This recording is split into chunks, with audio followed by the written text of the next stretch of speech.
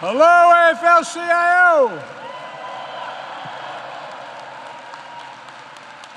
You ain't labor, you're union. It makes a difference.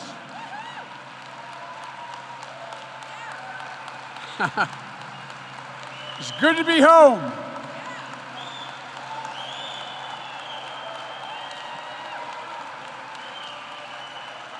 As they say in Claymont, y'all brung me to the dance. Thank you.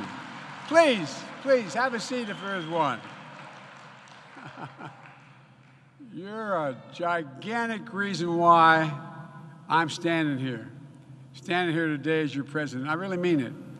I owe you from the very beginning of my running for office back when I was a kid. It was labor, unions, made a difference. At the time, we were right-to-work state, and we changed that too.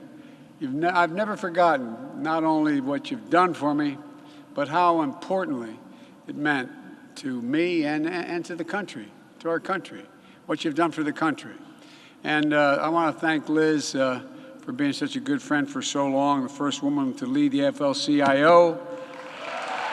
Born in a union household, started out as an organizer, and she never stopped. Congratulations, Liz, congratulations.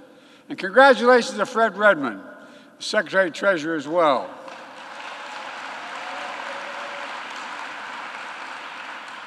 I hope your daughter-in-law knows she's married into a union family.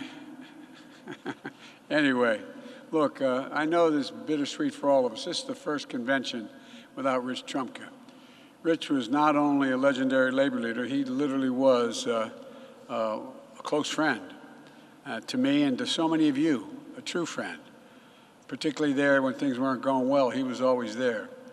Above all, he was an American worker. No matter how high he rose through the ranks, he never forgot where he came from. We use that phrase all the time, never forget where you came from. He never forgot where he came from or what this work is all about.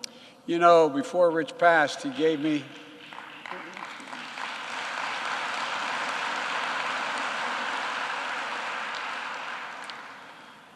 the highest compliment that I've ever gotten in my life, and I mean it sincerely. He called me, what your president just did, the most pro-union president in history. I promised you I would be, and I commit to you as long as I have this job, I will remain that.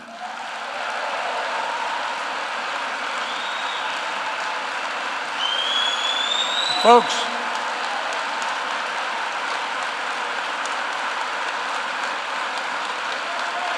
thank you.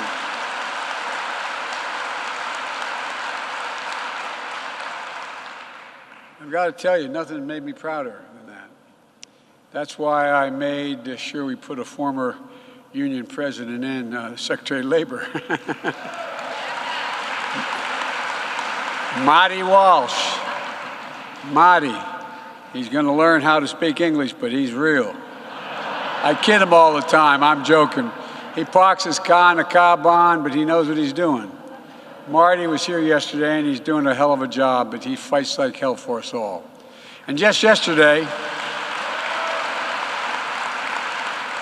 I had a conversation, a Zoom conversation with our next senator from the state, John Fetterman.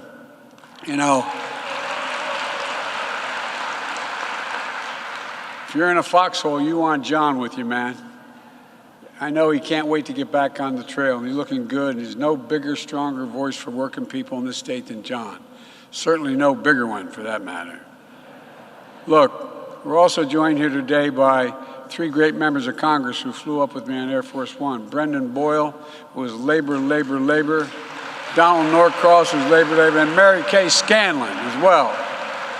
All, by the way, they've all been there when the votes were tough. When the votes were tough to stay with you, they were there. And they're great champions of unions. And Stacey Abrams is here as well. By the way, I'm going to ask you all a favor. Help her in Georgia. Help Stacey Abrams in Georgia. There's three things I learned about early on. One, she's loyal. Two, she's capable. And three, she's smarter than you, me. She knows what she's doing. So, folks, please help her out. And, folks, thanks to all of you coming along, and we've come a long way in a short time. Do you remember when our economy was like what it looked like before we took office? 3,000 Americans are dying every day from COVID. 20 million Americans had lost their jobs in the last guy. In fact, so many Americans lost their jobs that my predecessor became just the second president in history to leave office with fewer jobs in America than when he took office. But you stepped up. The other one, by the way, was Herbert Hoover. And just remember those long lines of cars stretching miles back waiting for just a box of food to be put back in their trunk? It wasn't just poor folk. It was working class folks, it was middle class folks. A lot of pretty nice cars in those lines. And while it was going on, America created more billionaires during that crisis in 2020 than any year in history. Talk about a contrast. Ordinary people waiting in line for an hour for a box of food. And the policies in the past created more billionaires than ever in American history. Folks, it's hard to believe, but it's true. That's what we inherited. And then, with your help, we went to work with an economic vision that looks out from Scranton, Pennsylvania, hardworking towns like it all across America, not down from Wall Street. Wall Street didn't build this country. The middle class built this country, and unions built the middle class. I'm not joking. Without unions, there'd be no middle class. That's a fact. And by the way, there's a reason. You're the best trained workers in the world. That's not hyperbole. When you do well, everybody does well. You know, if investment bankers in America, they're not all bad guys. They're not bad. But I guess what? If they went on strike, not a whole hell of a lot would happen. But guess what? Guess what? I tell this to my buddy. If the IBEW went on strike, everything shuts down. All of you, go down the road. I'm serious. No, you guys don't understand. You don't talk. I don't think you appreciate how critically important you are. I'm not trying to be nice to you. It's just a fact. Folks, we need an economy built from the middle out and the bottom up, not the top down. Because I know when the middle class does well, everybody is. The wealthy do very well. They're never hurt. But I also know too often we've had an economy where the wealthy do better and better while the middle class gets left behind. So we went to work to change that and started with the American Rescue Plan. The law helped 41 million people put food on their table. Remember, they were in trouble putting food on their table. Put money in the pockets of hardworking Americans who were in trouble, being thrown out in the street because they couldn't pay the rent through no fault of their own. It gave them what my dad used to call just a little bit of breathing room. The next step was the bipartisan infrastructure law. And now not only is it infrastructure week, we've arrived at infrastructure decade.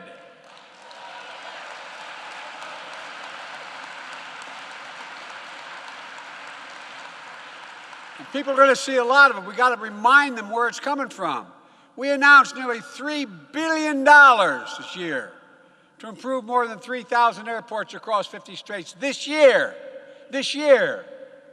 We announced $5 billion so union workers can get to work building a national network of electric vehicle charging stations.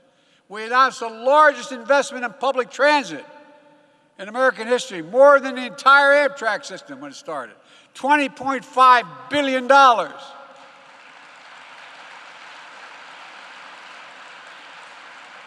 And the people we come from, like when President Obama used to always give me the good assignments.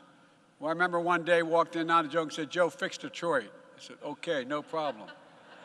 No, you think I'm kidding? You think I'm kidding? What I didn't realize, I thought I knew a lot about the cities. When I went to Detroit, the vast majority of the people living in the cities, their jobs are out of town because they're not doing manufacturing in towns anymore. Out of town. So we got a rail system for them. We got a freight system. We got a bus system. It changed it. It's growing. It's going to create more good jobs using products that are made in America. And folks, it's also going to reduce pollution while it's making it safer and safer for folks to go to work and get to work every day. What all this means for all of you is a simple proposition. And I remember us having this discussion, old buddy. When I think global warming, I think jobs. Jobs, jobs, jobs. Good paying union jobs. Jobs you can raise a family on. Jobs you can't be outsourced. Look, the infrastructure law is about more than rebuilding our infrastructure. It's about rebuilding the middle class. And that's why we made sure that the infrastructure law included significant labor protections. For example, I insist that an overwhelming majority of the funds included in the law are subject to Davis-Bacon requirements. Union has to do it.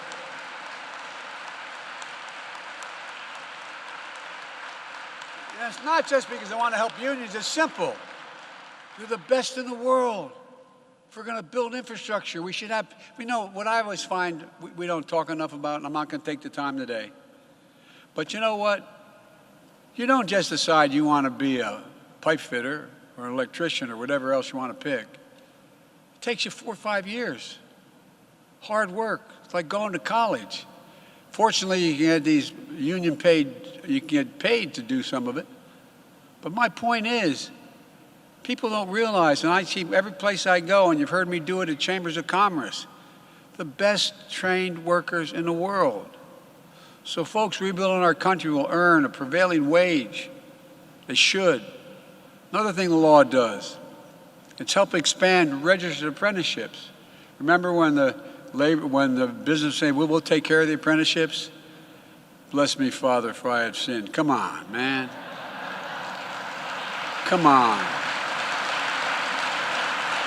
Union partnerships will allow workers to earn while they learn. That matters. Because laying a strong foundation for the future of this country is about more than having strong roads and bridges. It's about making sure that here in America, folks who work hard can live their lives with dignity and respect. That's why I continue to call on Congress to finally pass the PRO Act, which will make it easier for workers to organize.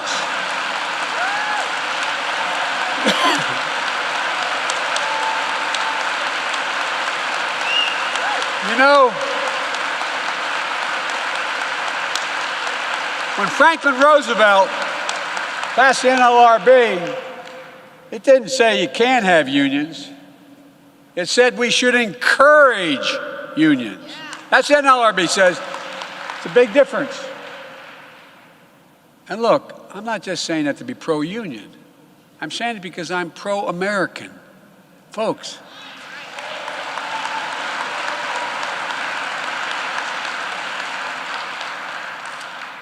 that's the approach I've taken to build this economy. And what has to be done? Well, we brought down COVID deaths by 90%. We opened schools and businesses that were shuttered. It all created the greatest job recovery in American history. Well, people don't want to talk about these days, but it's true. Since I've become president, we've created 8.7 million new jobs in 16 months, an all-time record. And even last month, 390,000 jobs and 600,000 new manufacturing jobs. They said manufacturing is dead in America. Look, folks, our unemployment rate is near historic lows, and 3.7%.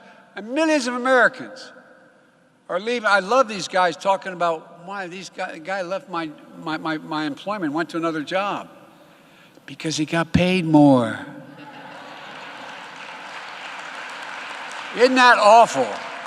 Isn't that a shame that they got to compete for labor?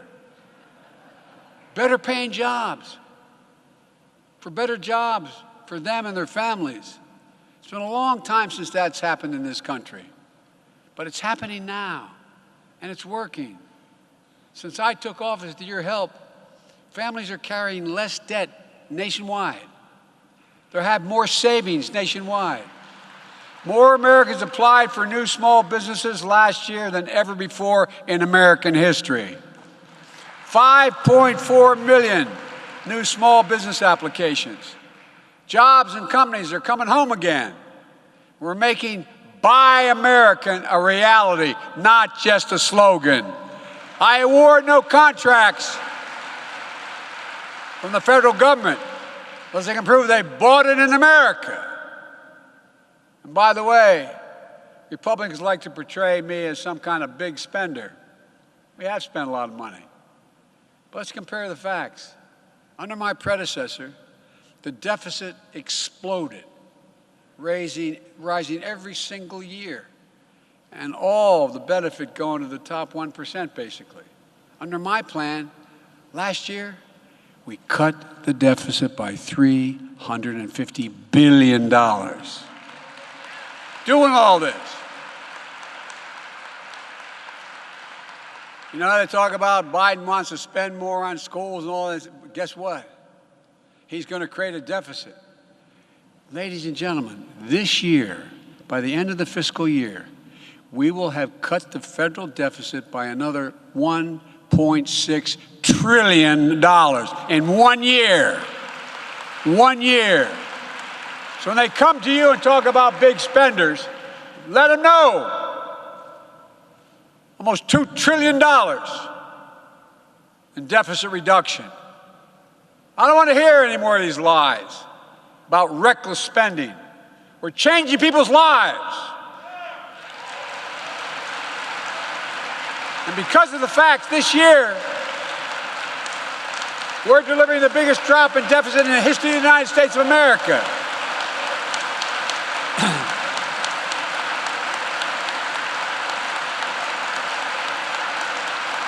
Look, the point is this. Under my plan for the economy, we've made extraordinary progress. And we put America in a position to tackle a worldwide problem that's worse everywhere but here, inflation. It's sapping the strength of a lot of families. I grew up in a household not far from here, Claymont and Wilmington, where the price of a gallon of gasoline went up. It was a conversation at the dinner table. It mattered. It mattered to my working family. It mattered if the price of food went up. The problem is, Republicans in Congress are doing everything they can to stop my plans to bring down costs on ordinary families. That's why my plan is not finished and why the results aren't finished either. Jobs are back, but prices are still too high. COVID is down, but gas prices are up. Our work isn't done. But here's the deal. America still has a choice to make. A choice between a government by the few, for the few, or a government for all of us. Democracy for all of us, an economy where all of us have a fair shot and a chance to earn our place in the economy. My plan is simple. First, I'm doing everything in my power to blunt Putin's gas price hike. Just since he invaded Ukraine, it's gone up $1.74 a gallon because of nothing else but that. So I have a plan to bring down the cost of gas and food. It's going to take time, but let the world coordinate the largest release, what I've been able to do, the largest release of oil from the global fund in history. 1 million barrels a day, and 240 million barrels to boost global supply while I convinced other nations to join us, to keep prices from rising even more. And I'm working closely with our European partners to get 20 million tons of grain locked in Ukraine out onto the market to help bring down food prices. Folks, look, what Putin's war has done is not only try to wipe out the culture of the Ukrainians, decimate people and commit innumerable war crimes, but he's also prevented the grain, thousands of tons of grain that are locked up in those silos ready to be exported but they can't get out through the Black Sea because they get blown out of the water. So we're working on a plan to get it out through other countries by rail. But guess what? Ukraine has a system like Russia has, a rail gauge that is different than the gauge of the rest of the tracks in Europe. So we're going to build silos, temporary silos, in the borders of Ukraine, including in Poland, so we can transfer it from those cars into those silos into cars in Europe and get it out to the ocean and get it across the world.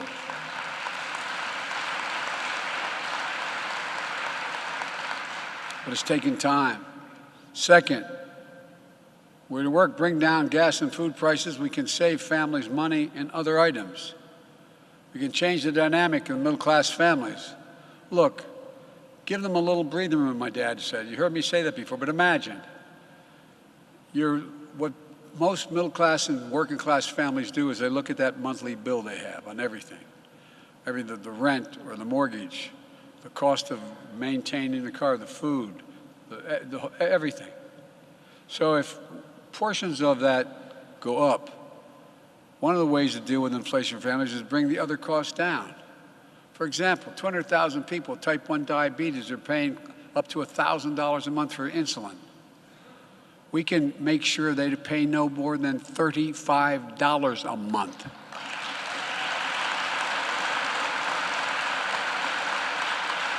By that, and by the way, drug companies will still do very well. It'll cost them $10 to develop that insulin.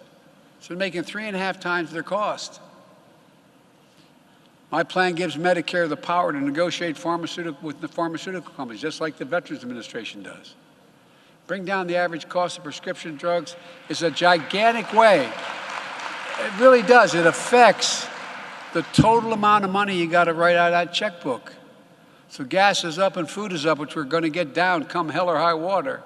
But there's other things we can do beyond getting the price of insulin down to $35 a month. Imagine the difference it could make. Imagine the difference it could make if, in fact, you had other things I've been proposing. Just imagine if you're in a situation where you're going to able to be in a position where pay for preschool for kids that are 3 and 4 years old, increasing exponentially their possibility of going out no matter what kind of family they come from in terms of educational standing, to raise the standard for people. Imagine what we could do for child care.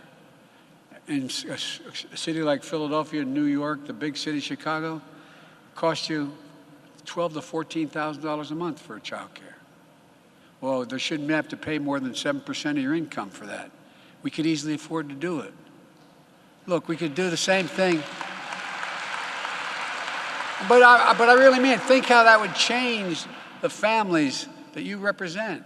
Think how families change the circumstances for working class people. And by the way, we could do the same thing with utility bills. Congress would ease the cost of families today by passing the clean energy investments I proposed. Things like tax credit for business to produce cleaner energy. Tax cuts for families that make their homes more energy efficient, which is the way would mean a lot more jobs, by the way, for some folks in this room. I met with nearly a dozen large CEOs of the largest 12 utility companies in America.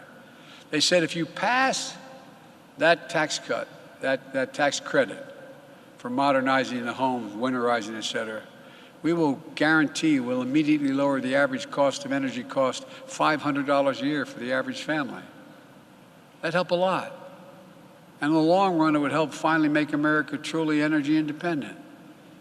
So in the future, American families no longer subject to the whims of dictators halfway around the world. We've laid out concrete plans for families to save money, not only prescription drugs and utility bills, but on rent and mortgage costs, high-speed internet. You guys out there are going to be putting on high-speed, and we've already got the money for it, billions of dollars. Well, guess what? When you get it done, it's going to lower the cost of high-speed internet for every family in America by $30 a month. That's a lot of money. And it's a lot of jobs. Look, we can do all this. I'm asking All I'm asking is for the largest corporations and the wealthiest Americans to begin to pay their fair share in taxes.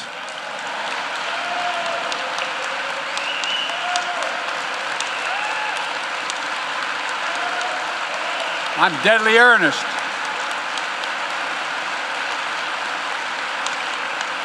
Anybody out there think the tax system is fair? Raise your hand. Look, under my plan, I made this commitment in the beginning and nothing's changed. No one making less than $400,000 a year will pay a single solitary penny more in federal taxes. Nobody. But we'll no longer have a situation where 55 of the largest Fortune 500 companies made $40 billion each year, the last 2 years, and paid zero in federal income tax on that profit. $40 billion. In fact, no, it's a fact. I know it sounds like I give you my word, it's a fact. The fact is we've got about roughly 790 or so billionaires in America. You know what their average tax rate is for a billionaire? I'm serious now. This is dead earnest. You can check it out. 8%. The tax rate for all of you is significantly higher, 2 to 3 to 4 times higher. Tax rate. I say it again, 8% in federal taxes. Anybody in this room who thinks that, I know you don't think it's fair, but we got to do something about it. And by the way, it's not just labor, organized labor unions and Democrats who think that. The average Republican knows it's not fair. That suburbanite mom and dad out there, they look around and know it's not fair. I happen to believe that no billionaire should be paying a lower tax rate than a teacher, a firefighter, an electrician, or a cop.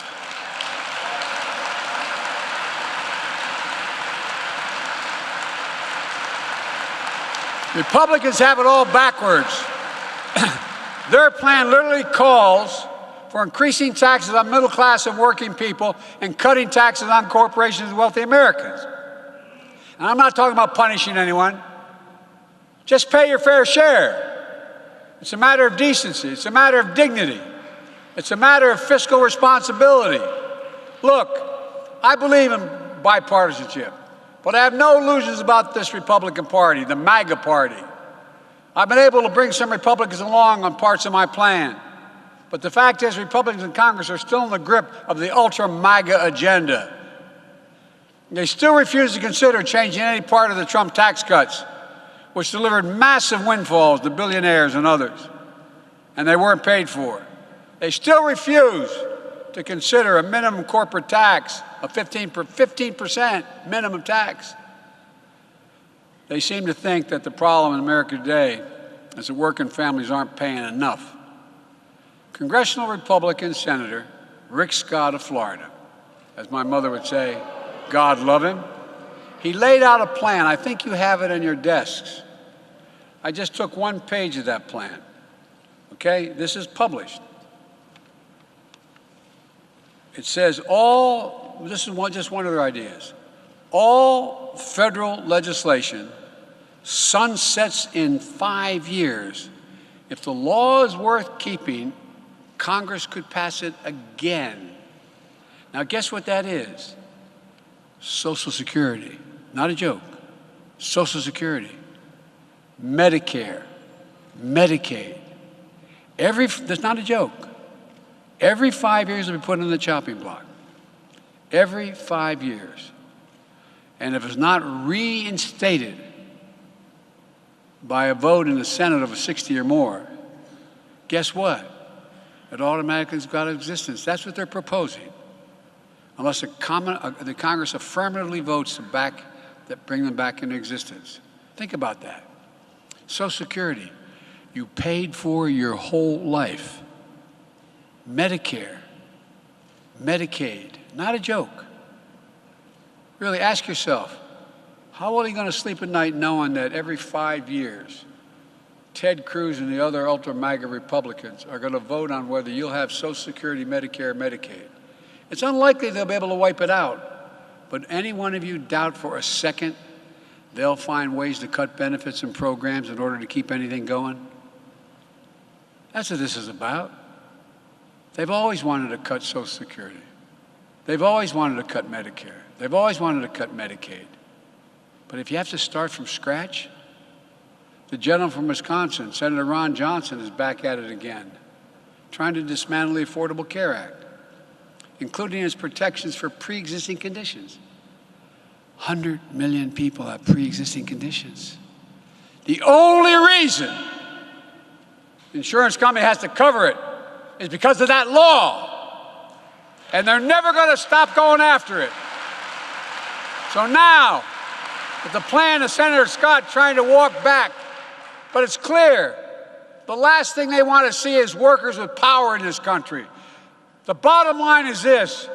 I truly believe we've made extraordinary progress by laying a new foundation for our economy, which becomes clear once global inflation begins to recede. There's so much at stake. But the truth is, I've never been more optimistic about America than I am today. I really mean it. I travel the world trying to put things back together. You know, Trump did not leave a very good situation. You think I'm kidding? No matter where I go in the world, whether it was the Inter-American Conference we just had for this hemisphere, or NATO, or dealing with the ASEAN countries, or the Far East, guess what?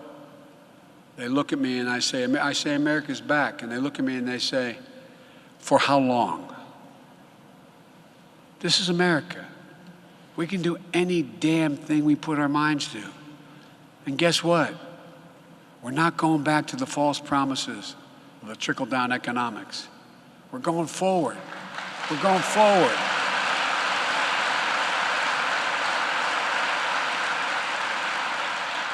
I really mean this. I know I'm called a cockeyed optimist, but this is based on history. We're the most unique country in the world. We're organized on one notion. Every other country is organized based on ethnicity, religion, geography. But the United States is based on idea. Only country in the world based on an idea. Think about it. Look to your right, look to your left. See if everybody all shares the same backgrounds. We're so diverse. Why are we doing it? Because we said we hold these truths to be self-evident, that all men and women are created equal, endowed by their Creator with certain inalienable rights, life, liberty. We've never met the goal, but we've never, other than the Trump administration, tried to walk away from that goal. And it gets better every time we push. And unions are going to play a critical role in that future. America's always counted on union workers. Give us half a chance. You have never, ever, ever, ever let the country down. We're counting on you again to build this country for all of us. Help build an economy that works for working people. And I promise you, I'm going to keep fighting for you. Are you prepared to fight with me? Well, let's build it together. Let's continue to give working families a fighting chance. Face our challenges head on. And let's keep building a better America, because we can do it. God bless you all, and may God protect our troops.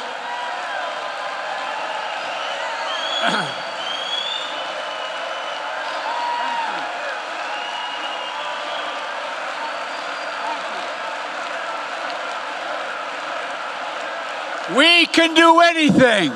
Thank you.